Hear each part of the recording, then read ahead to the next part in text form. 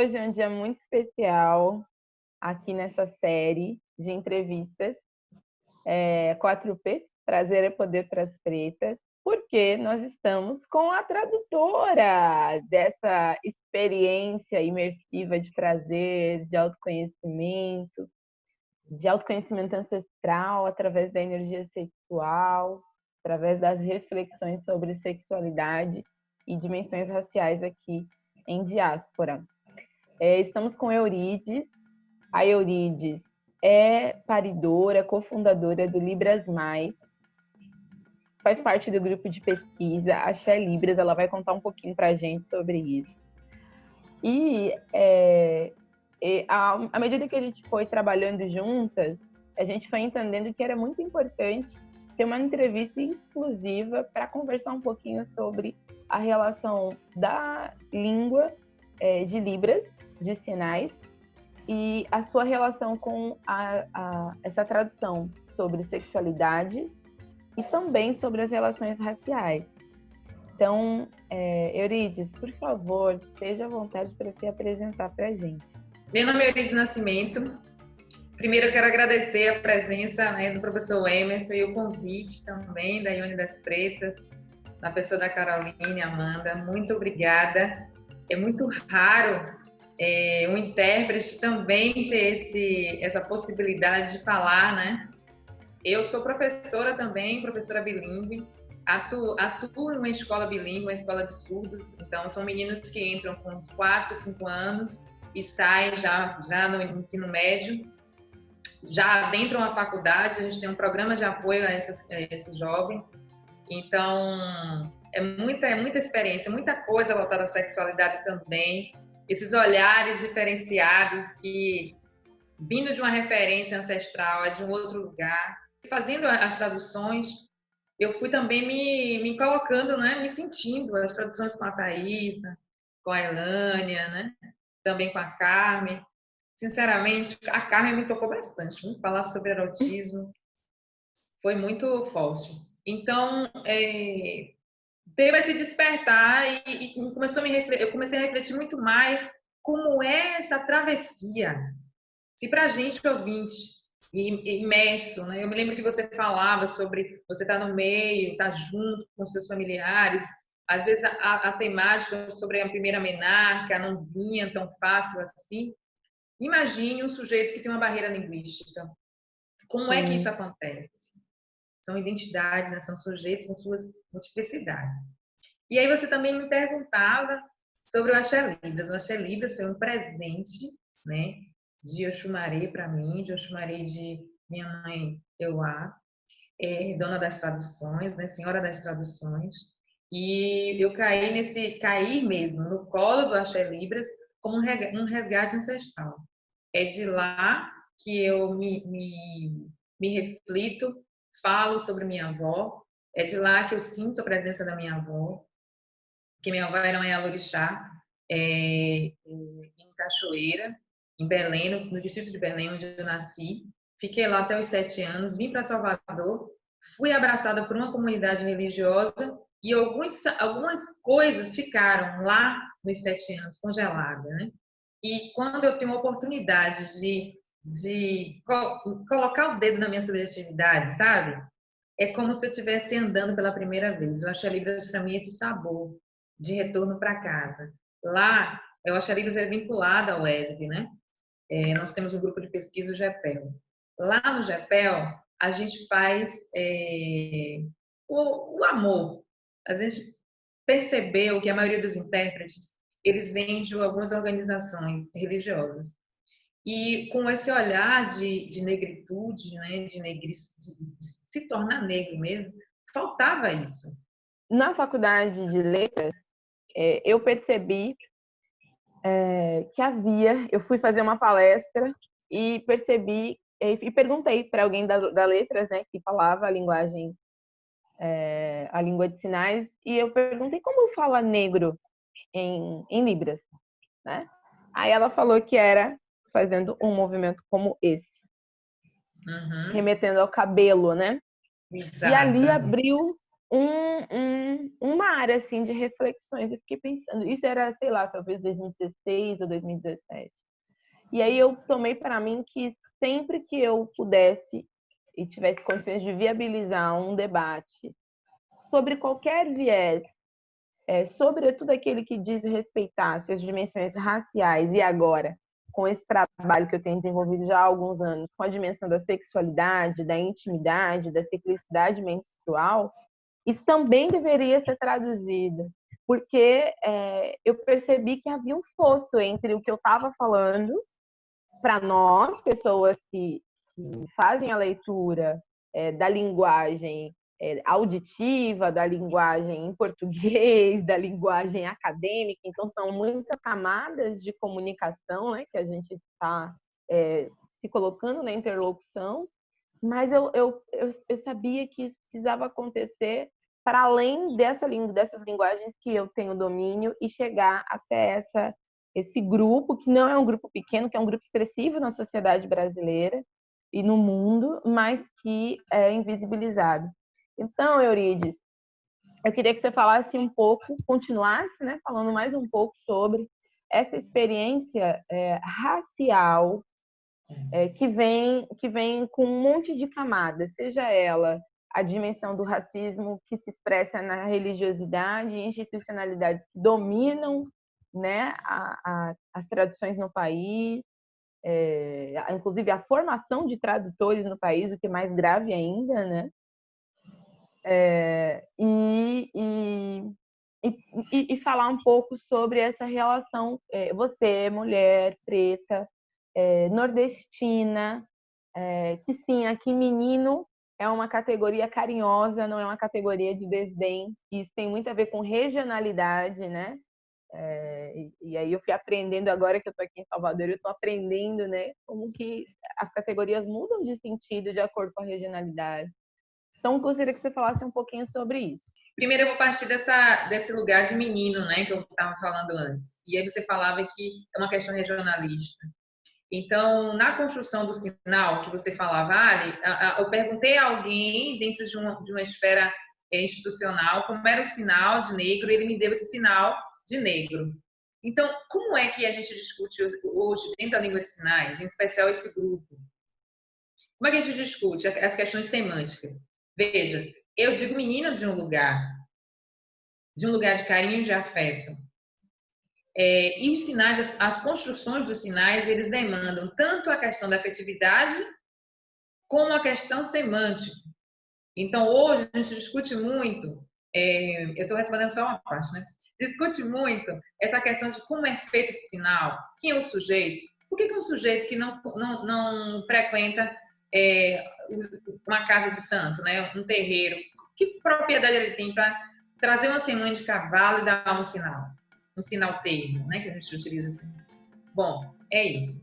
Com relação a ser uma mulher negra, dentro dessa seara, e eu me lembro da questão que a gente conversava com a Thaísa, sobre a questão do corpo, a questão corpórea, a questão do nosso estilo, essa questão do nosso cabelo. Isso também são discussões que a gente traz dentro do grupo. Dessa sexualidade que sai, que grita, que exala, e que necessariamente não é porque você, digamos assim, é porque você é, e ponto. Então, dentro dos processos de formação de intérpretes, estou falando de uma regionalidade e de um lugar de pesquisadora dentro desse grupo. A gente não vê um fomento a um pesquisador a uma formação de intérprete que valide a nossa cultura, sabe? Que seja de um lugar realmente de ancestralidade. Não tem. Então, eu estou falando de um lugar agora como professora. Muitas vezes, pedir ou solicitar que o intérprete faça a tradução de orixá, transversalize isso em todas as disciplinas, em todo o período calendário escolar, é complicado, vou dizer essa palavra, porque a formação dos intérpretes, eles são normalmente religiosos, protestantes. Então, a gente não encontra pessoas, vou dizer esse termo também, laica, que não deveria ser, né? Mas vamos lá. pessoas laicas que entendessem qual é o papel do intérprete. Qual é o papel de um intérprete, independente da ancestralidade? Que isso é muito peso. Você vai estar traduzindo de um lugar. Não tem imparcialidade nesse momento. Mas, como um intérprete de línguas orais, que a língua de sinais ela é uma língua visual, mas vamos colocar assim uma comparação. O intérprete de língua oral e o intérprete de língua de sinais. Qual é a diferença? Os dois estudam, os dois têm descarga, eu vou dizer assim, um cansaço cognitivo, para fazer a interpretação. Muitas vezes é feita uma tradução, porque é entregue para ele um texto e ele translada de uma língua para outra, e depois ele faz a interpretação. Dentro da interpretação, ele vai trazer ritmo, personalidade, lugar, identidades, porque ele não é imparcial. A gente já tem essas discussões, já temos esses pressupostos já. Existe um manual, né? A gente sempre conversa sobre isso, que determina quem é essa figura do intérprete. Eu não estou dentro disso. O professor Emerson também não está dentro desse perfil de intérprete que esse manual ele diz, porque não pode usar brincos mais expressivos, a unha. Tem toda uma questão que é propagada dentro da comunidade de intérpretes, eu uso dizer até nacional. Então, essa mulher, Eurides Nascimento, maravilhosa, intérprete, com esse gingado, né? Com essas descobertas da maturidade, que deixa a gente mais exalando. Muitas vezes algumas pessoas já me perguntaram assim, porque a gente faz a tradução aqui, ela é uma tradução mais técnica, mas eu traduzo música. Então, algumas pessoas já vieram para mim no PV para dizer, ai, como você traduz? Como é isso? Sabe? Como é isso? E é isso. Eu não tenho como negar o meu ritmo, não tenho como negar minha sensualidade, minha sexualidade. Eu não sei se eu respondi bem aí essas perguntas que você me fez. Maravilhosamente bem. Há alguns anos atrás, eu tive esse insight, né, de pensar como falar negro em língua de sinais, né, e aprendi. Depois, ao desenvolver o meu trabalho como terapeuta menstrual e consultora sexual, enfim, tudo isso que envolve a dimensão da corporeidade, eu pergunto, como a gente fala ventre, vulva, orgasmo, né? Como essas categorias chegam na língua de sinais, né? Eu acho que como chega de um lugar que não esteja atrelado à pornografia, e sem problemas com a pornografia, mas num lugar fluido, onde as pessoas possam trocar isso de maneira amistosa, em qualquer ambiente, como a gente pode falar entre nós, né? Ai, eu vou namorar, e aí já subentende-se na linguagem oral, vou namorar muitas coisas, né? A depender do contexto. Vou para o motel namorar, a gente já sabe o que vai acontecer ali, né? Como que isso é introduzido? Isso é um ponto. Outro ponto que eu gostaria que a gente refletisse, e aí não tem a ver com resposta, mas mais sobre reflexão, é que agora, ao te ouvir, eu sinto, né, ainda mais a importância dessa conversa que a gente está tendo, eu, você, professor Emerson, e todas as pessoas que estão nos assistindo agora, porque a dimensão do protestantismo que vem cerceando as expressões, tanto da ancestralidade, na sua dimensão religiosa, espiritual, mas vem cerceando também as expressões do corpo, e aí também atrelada à ancestralidade, as dimensões das feminilidades, as dimensões da sexualidade, né? Então, isso traz para mim, aí eu estou compartilhando com a sensação assim de, cara, estamos no lugar, no caminho certo, é que, embora ainda não seja muito, essa entrevista é uma entrevista que está anunciando um novo tempo de descolonização dos corpos, mas também descolonização de cada cantinho do corpo, não só da vulva, do ventre, do clítoris, das ancas, do rebolado com a Thaísa, ou a descolonização da literatura erótica com a Carmen, mas a descolonização que transcende o som da voz e que se expressa na língua de sinais. Então, muito obrigada por essa oportunidade. Isso é muito valioso para a nossa comunidade, e não só para a comunidade negra, não só para mulheres negras, mas para um debate qualificado sobre em que medida os impactos da estrutura política que a gente experimenta hoje no Brasil impacta nos cantinhos da sociedade, e aí esses cantinhos dizem respeito a milhares e milhões de pessoas, milhares e milhões de subjetividades, famílias e construções ontológicas. Então, muito obrigada, Eurides. Eu queria muito compartilhar isso e não perder esse raciocínio que eu tive ao longo da sua fala.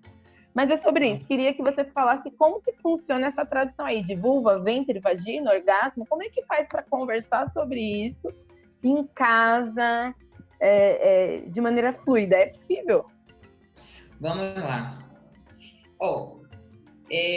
Bom, eu vou acabar trazendo as reflexões das meninas, né? E aquelas que a gente teve também, você também contribuía nas outras gravações. Não tem lugar, fórmula mágica da paz, vamos dizer assim. Porque depende do sujeito que está fazendo intermediação. Qual é a formação anterior desse sujeito? Veja, aí eu vou falar de intermediação enquanto intérprete e vou falar de intermediação enquanto família. Vou optar primeiro como intérprete porque, normalmente, o primeiro esteio de formação da pessoa surda é a escola, é a igreja, porque famílias, muitas vezes, elas não sabem a língua de sinais. Então, como é que chega? Bom, se eu sou uma pessoa que tem diversos tabus, ou 20, e eu vou criar minha filha, eu não vou dar um absorvente para ela e vou explicar o que é absorvente colocando água e dizer isso aqui absorve. Isso aqui absorve. Uma menina de 4 anos, eu fiz isso com minha filha de 3 anos. Tem um absorvente, jogo a água, absorve e ela acha aquilo graça. Então ela diz, mamãe, cadê o absorvente? De uma forma leve, de uma forma natural, ela sabe que aquilo ali, a palavra absorvente, não está embutido de um preconceito. E isso vai ser gradual, vai chegar um momento que está tudo bem. Né? No momento dela, da primeira menarca dela, vai estar tudo bem. Mas isso é a minha constituição. Esse tipo de trabalho que você fez com sua filha poderia ser feito com um surdo em sala de aula? Aí você vai discutir isso com o coordenador pedagógico da instituição. Você vai discutir isso em AC, em aulas para discutir como é que vai ser o andamento do semestre. Você vai... E chegando, eu estou falando de meu lugar enquanto professora agora também, já vou para a família. Se eu chegar lá, eu já cheguei, fiz algumas propostas, isso é maluquice, não, isso não pode. Aí eu volto, né? Quem é esse sujeito que diz que não pode? De qual lugar ele está falando? Dentro da família, eu sinto que é mais de uma família dentro de uma caixa, uma família que não sabe a língua de sinais, uma família que já tem os seus tabus predispostos aí já. Então, ele já tem algumas demandas, tipo, se a menina menstruar, não é mais menina. É uma moça que já vai estar... Então, ele fica até mentalmente dizendo, é melhor que não aconteça. É melhor que não aconteça. Como é que eu vou lidar com isso? Visto que é uma menina que é surda. E aí tem outras demandas que recaem. A pessoa que já é adulta, que já iniciou, já experimenta as relações sexuais a partir da troca, como que você observa o debate, a conversa de sexualidade entre adultos que fazem uso da língua de sinais? Bom, o que acontece com a língua de sinais? A língua de sinais ela é visual. Por ela ser visual, existe um fenômeno na língua que se chama... São 2 fenômenos que eu acho lindos. Uma é a iconicidade e a outra é a arbitrariedade. A iconicidade... O que é iconicidade? Iconicidade. A iconicidade tem a ver com a forma. Não quer dizer que seja mímica. Mas, inclusive, o sinal icônico aqui no Brasil, necessariamente não é o mesmo sinal icônico lá nos Estados Unidos ou na China, não, é diferente. Pode ter alguma similaridade, mas é diferente. Então, iconicidade é isso. Então, muitos termos que têm a ver com pênis, por exemplo. Vagina, pênis, vagina. Você consegue mensurar o que é. Você consegue, sem tradução, muitas vezes, você consegue perceber o que é. Por meio do contexto, você já sabe o que é. Como a língua de sinais ela é visual, ela acaba sendo direta. Se tivesse fenômeno acontecendo de iconicidade. Falar de sexualidade, você é direto, aconteceu, namorei. O surdo pergunta para você, você é casada? Você tem namorado? Tranquilamente. No primeiro contato, ele pergunta seu nome, sua idade. Ele pergunta, eu estou falando de um lugar de surdo também. Pergunta se você é casado, se você é solteiro. E aí, se a conversa ela criar uma intimidade, ele vai perguntar coisas. Ele vai perguntar coisas para você. De uma forma natural, porque é natural. Mais uma vez eu digo, como foi apresentado para ele. Estou falando de um lugar. Como é que foi apresentado isso para ele?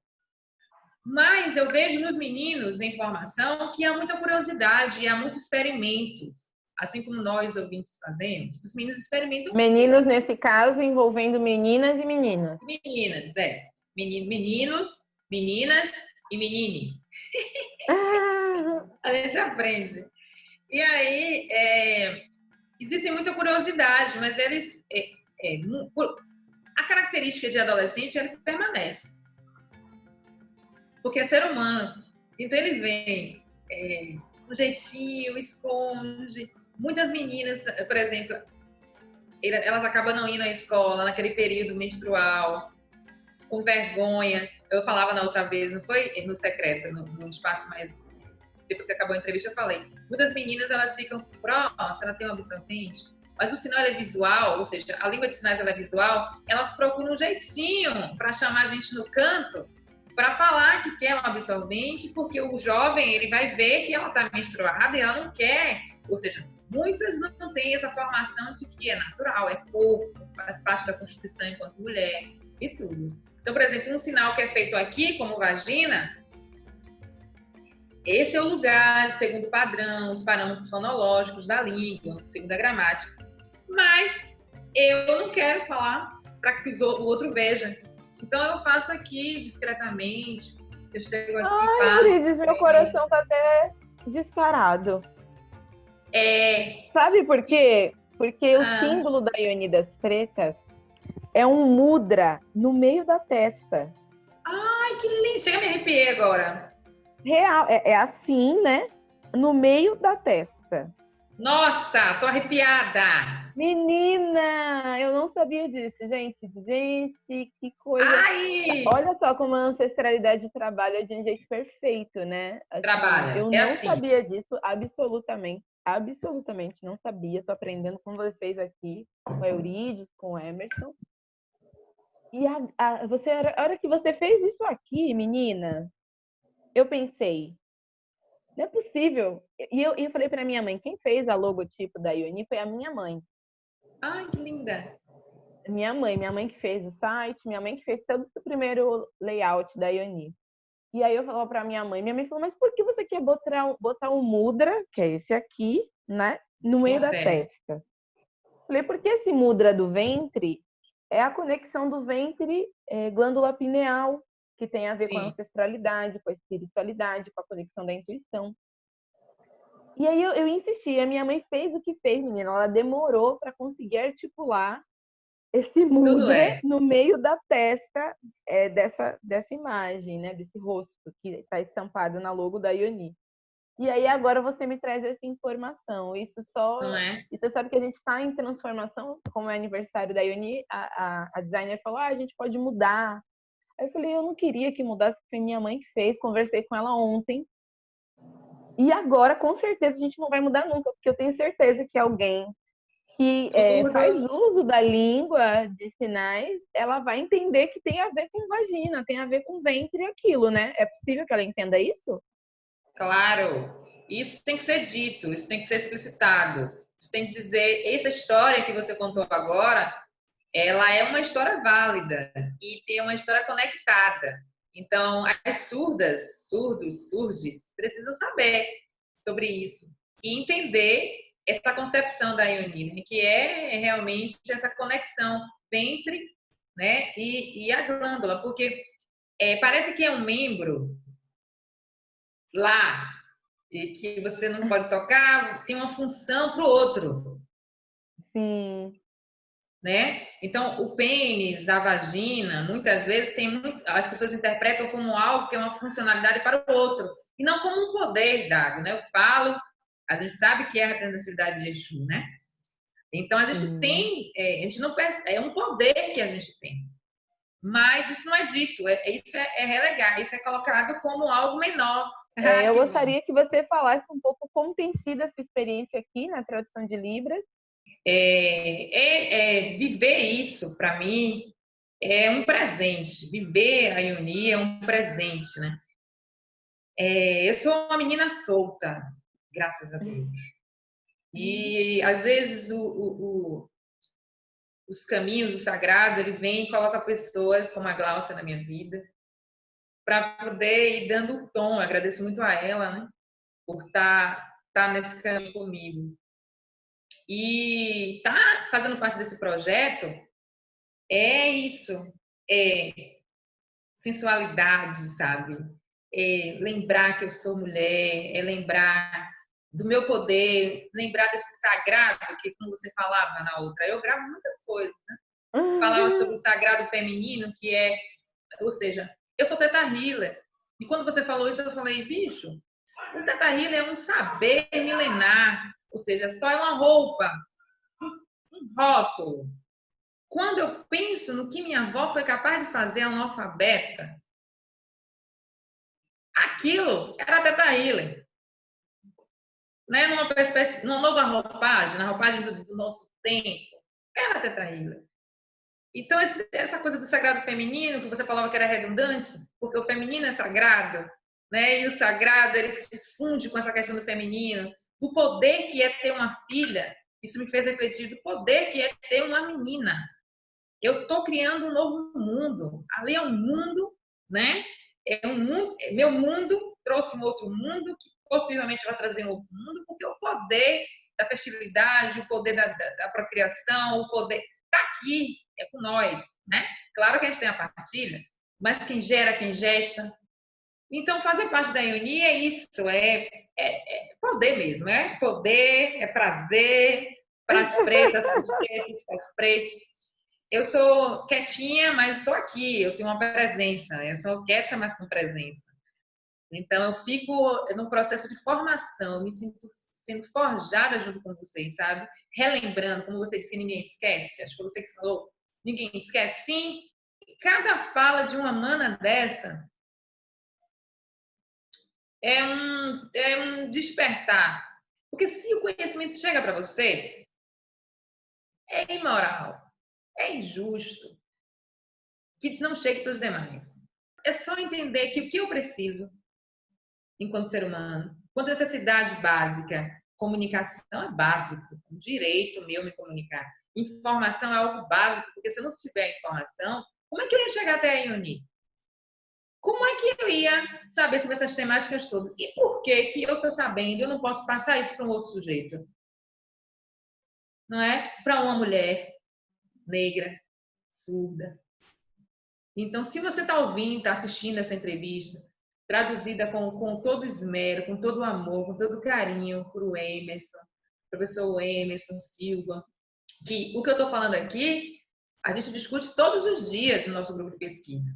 Todos os dias. A gente não discute, não. A gente discute para uma camada expressiva de pessoas surdas, negras.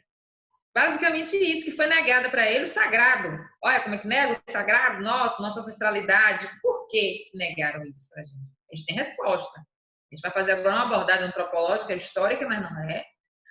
Então, é isso. Eu só posso agradecer e assista.